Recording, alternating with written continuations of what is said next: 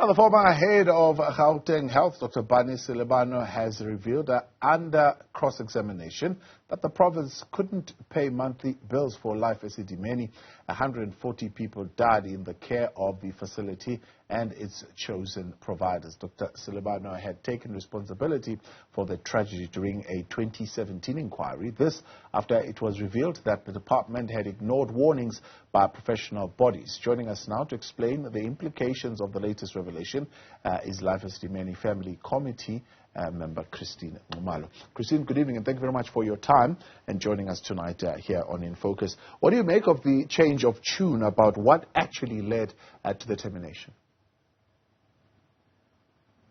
Good evening and thank you for having me. It's quite surprising that he changed his tune so drastically. It would be interesting to know what actually led to that, because it's almost like he is realizing that he made a mistake to actually agree to conceding that, you know, they made a mistake and everything was done in a rush and that they did it for the wrong reasons. Yeah, so obviously it's maybe about saving himself from actually being prosecuted. Yeah. What does this mean then about the apology that he issued at the arbitration? I mean, is it worth anything at this particular point? Well, the issue was, the apology was actually quite it was more of a dramatic thing that he did, because he never followed through on the apology anyway. So I suppose it was just for show. It was just to, I don't know, to garner support and to get sympathy from everybody, I suppose. But he never followed through on that. So we knew that that was all just he was playing for the cameras. So from what we are getting is that the health department terminated the contract despite having 60 million rand budget excess in the 2015-2016 year. What does that say then to the families themselves? That they never thought, or they never cared for mental health patients or for our loved ones, because I mean, if you look at how they treated them, you will understand how they just didn't think that they were human enough to actually be treated, you know, with care and love and attention that they deserved. So to them it was, they need to save money, they need to find money somewhere. Okay, so where do they go in the health system? Mental health care users. People don't care for them anyway, so yeah, let's terminate this contract. That's basically how they treated them.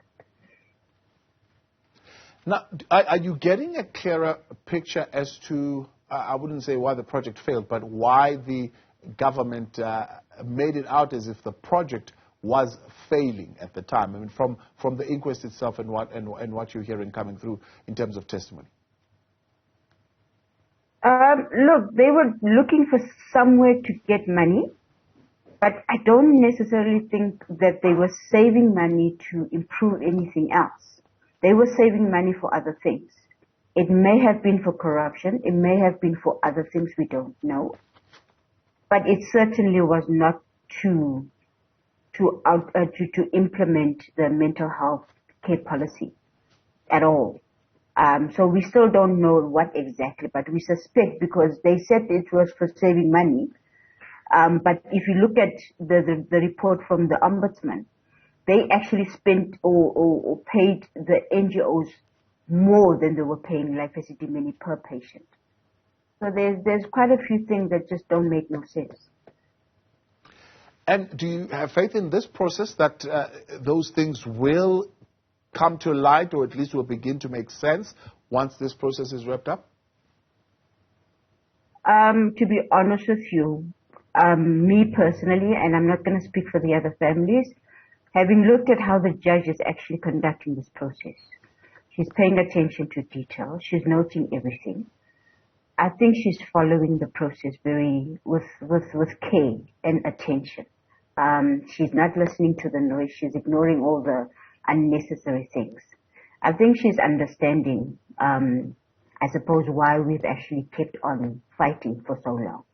So I think at the end of this process, those who need to, you know, to be charged, will be charged. We're hoping anyway, from following the process, even though they're trying to change their stories and make it look like they're not guilty. But to be honest with you, as an accounting officer, you can't now decide that you didn't know nothing and, there was no rush, and the death actually did, I don't know what he's actually trying to do now, but he can't now run away, Thabo. It's impossible to run away from this. Yeah. Speaking of all the noise, there's been a whole lot of noise also around one of the witnesses having to be subpoenaed and so on and so forth. What do you make of that? Did that worry you at all? No, not at all, because she did it at the arbitration. We actually expected it to happen. Like I'm saying, they can try and run, but there's no way to go. Yeah. Ultimately, what do you want to see coming out of this process? Is there an individual? Are there some of people that you would like to see them personally paying, or even having to go to jail if that's what needs to happen for what happened? Look, we wish that this inquest was actually a criminal trial, but we know it's not.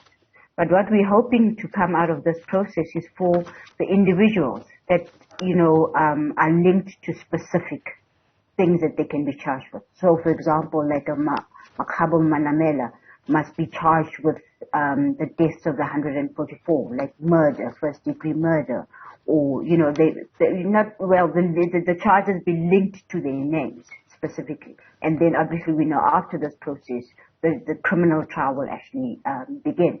But we want their names to be next to their names. They must be saying you were responsible for this. You were responsible, so you should be charged with murder. And the trial should actually prove that you were guilty, etc. Yeah. What's your feeling on just generally the focus and the attention that this matter has now been given broadly now in society? There was a time when Life Esidimeni was really all that we were speaking about, maybe even in the media and maybe even in society.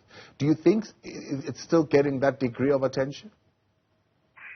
Actually, Thabo, it hasn't. And the sadness about this whole process is that as much as the inquest is happening on the side, and we struggle to get to the point of inquest. But what is sad about the whole process is that mental health care users are still not getting the treatment in the facilities that they should be getting. It's almost like the tragedy happened, there was a noise about it, and then they went right back to treating mental health care users, the vulnerable, the same way they did before. Yeah. So it's not like anything changed, and that's a sadness about, I don't know whether it's about our system or government, but we just don't seem to sustain. We don't seem to learn from the lessons of tragedies. And that for me is probably the most saddest thing about the way we do, or the way we run the country. Because, for a vulnerable person to suffer on top of, the illness that they have, it's really, really sad. Are you saying to me, as you and I speak today in 2022, having gone through this experience, we still have facilities, maybe NGOs, that are ill-equipped to take care of people with mental illness? Now, but the issues with licenses in mental health care facilities, especially NGOs, has not been resolved. We still have issues with policies that have lapsed. We still have MECs that still don't think this is a priority. We still have a whole healthcare system. I mean, you heard about the Helen Joseph facility. You've heard about the Charlotte Maxeke facilities. You've seen how mental health is still in crisis. And not just in Gauteng, in the entire country.